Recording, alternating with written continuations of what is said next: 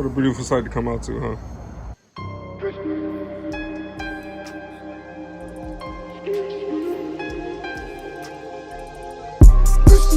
Hell no, never let a nigga ride your wave. No way, no.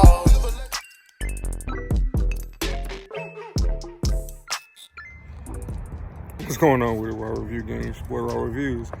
So today was gonna be a vlog, you know, trying to review a car, but as you can kind of see, that's probably not gonna be possible. So back to the house we go. All right, so let's get into it. So in this video, we're gonna be talking about my list of 10 cars that's under $30,000 that I'm actually, I guess you could say, excited for in 2021. So that's what we're gonna dive into, and that's what we're doing now. So let's go. So starting off the list is none other than the Kia K5. Now I don't know if you all know about this vehicle or not, but it replaced the Altima. It replaced the Altima in Kia's lineup and everything, and yeah, it became the new mid-size sedan, man, for Kia.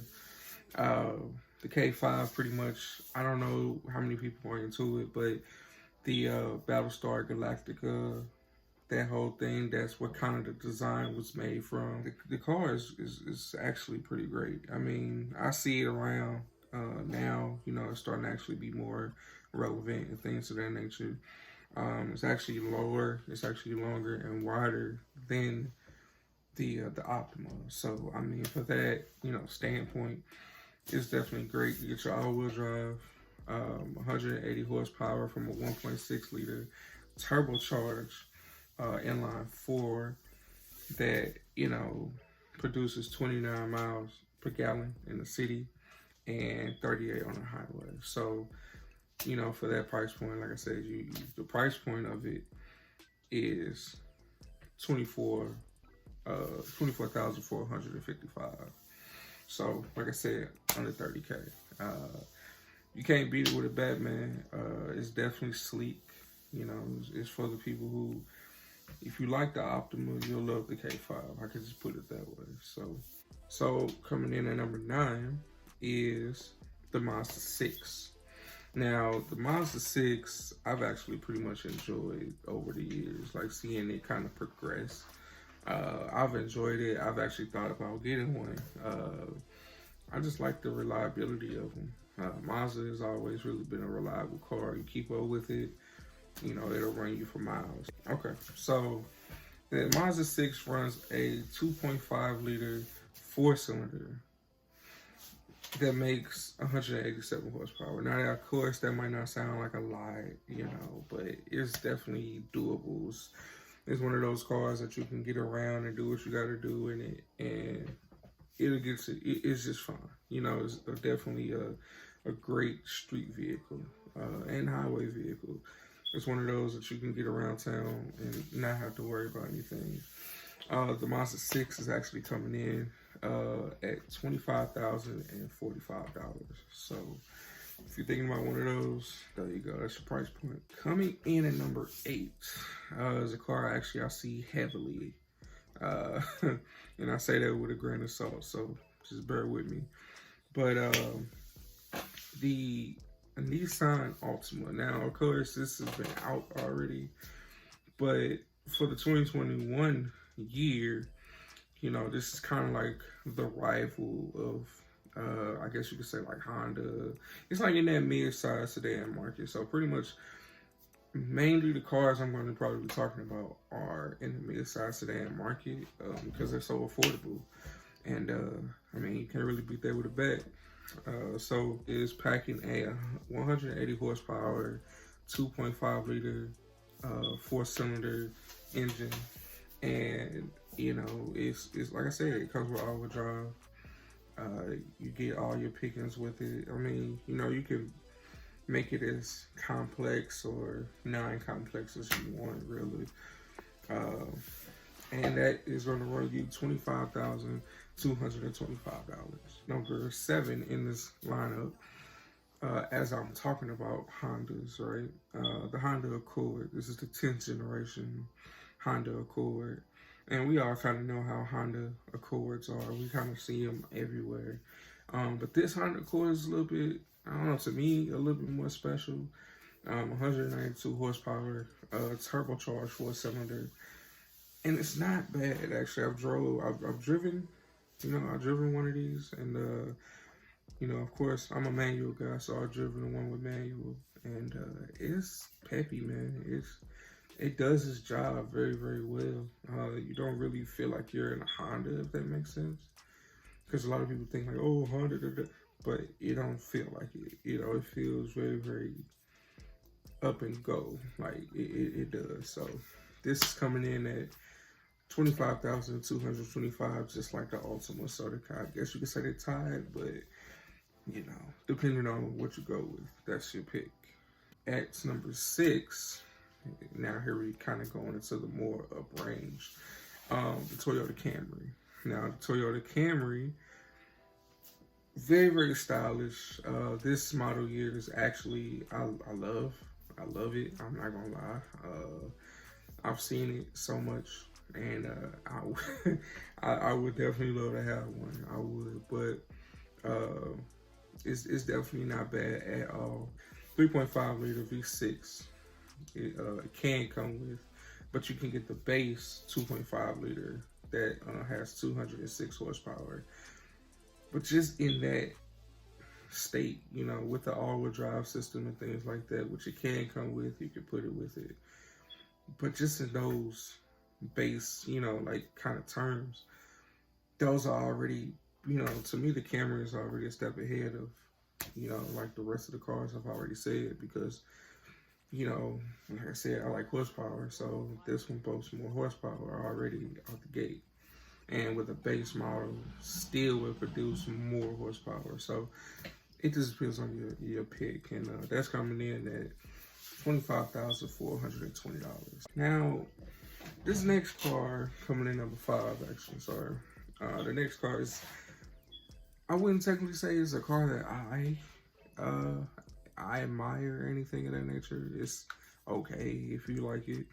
The Mazda MX5 Miata. I'm hit and miss. I'm gonna be honest. I'm hit and miss with it. A 2-liter inline 4-cylinder with 181 horsepower, which I guess you could say for that light of a car, it can move when need be. But again, I guess I would have to do more research on it. I'm just not a fan of Miata, things like that. And this price point, I don't know. Maybe to me, it's not reasonable.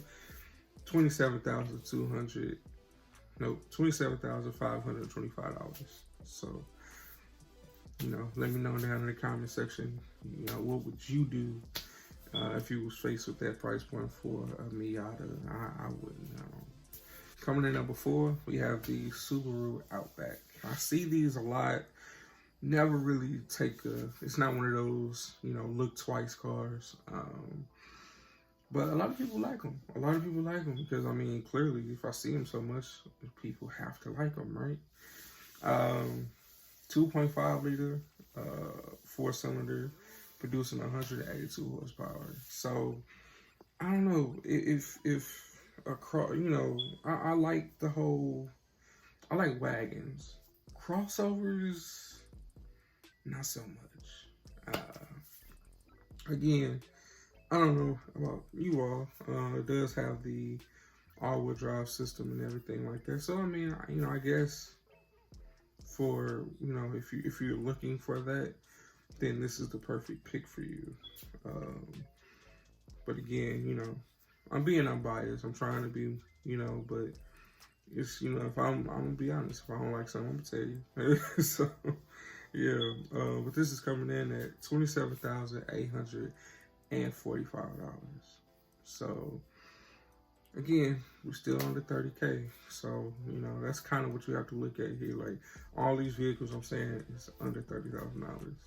So yeah, pick your poison. Coming in number 3 is a car that I really heavily have grown to lately.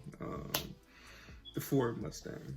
Now, of course, we're not talking about the GT, because the GT, it's a little bit more than 30K, but here we're just talking about the base. But the base is not bad because it has a turbocharged four-cylinder, making 310 horsepower with 350 pound-feet of torque. So it can get up and go, man. It has definitely enough power to do what it needs to do. You can have a manual transmission with it, which is a big plus for me. You can have a manual transmission, or you can have the 10-speed automatic system provided from Ford, of course. And it's one of those cars you just can't really, not. I don't know, maybe you can not look at it, but just the looks of it is very striking. It's something that you will not turn your head away from. And I think that's probably why I like it so much. It's a head turner. But that is coming in at $27,865. So, like I said, relatively, it's not bad. Still under 30K. But at number 2, we have a Chevrolet Camaro. Now, I typically try to stay away from the Camaro, personally, but it's a great car. If you're looking for, a just straight up sports car that, is a head turner, looks good anywhere, any setting, the Camaro is definitely for you. If you're looking for something that's just, off the line and, straight up speed, the Camaro is for you. But again, we're talking about under 30K, so that's kind of what you have to keep in mind here, in this list at least. It can have a manual transmission, which again, big plus for me. I love that. But it comes with a 275 horsepower 2-liter engine. And it's not bad, man. Of course you can have the automatic if you want. You can step it up to a V6. V6 does make 335 horsepower. It's a 3.6 liter V6. And it can still be under 30K with that. So just take that, take that into consideration. I mean, you can do 2 different setups and still be under $30,000. And if you want to add an extra, there is a package called the 1LE package. But Chevrolet, they tune the suspension for you. They add 20-inch wheels that actually don't look bad. Summer tires, Brembo front brakes to the front of the car only. So yeah, and a black hood that they put onto the car. So all in all, what you're getting is a great package, and I still think that's below 30K. So just from the base, like I said, base prices, we're talking about $28,090. But like I said, if you want to stand out, this is definitely one of those cars you can stand out with for sure. Number 1 actually shocks me to put on my list because,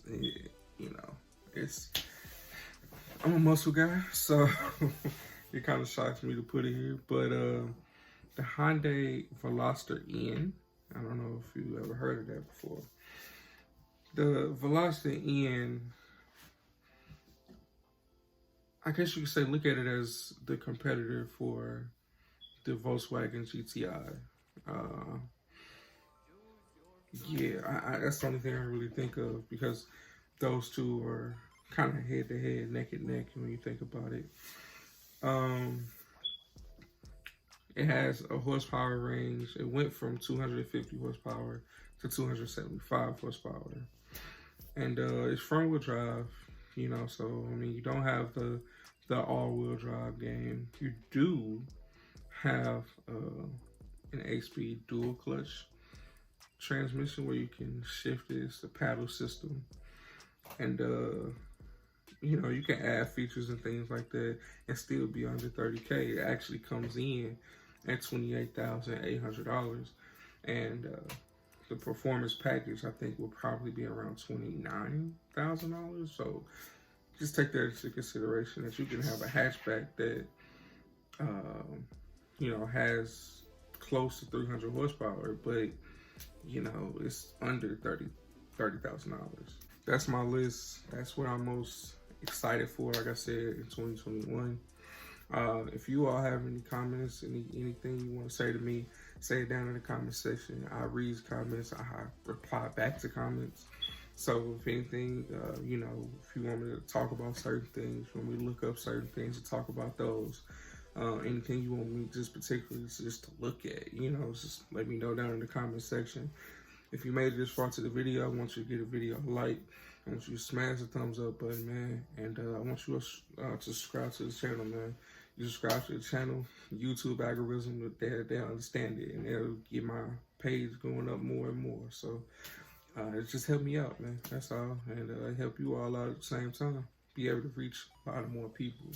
And that's the goal, of course. So, but yeah, that's the end of the video, man. And I'm out for the rest of the time. It's been your boy, Raw Reviews. I love you, and I'll see you later. Bye. Hell no. Never let a nigga ride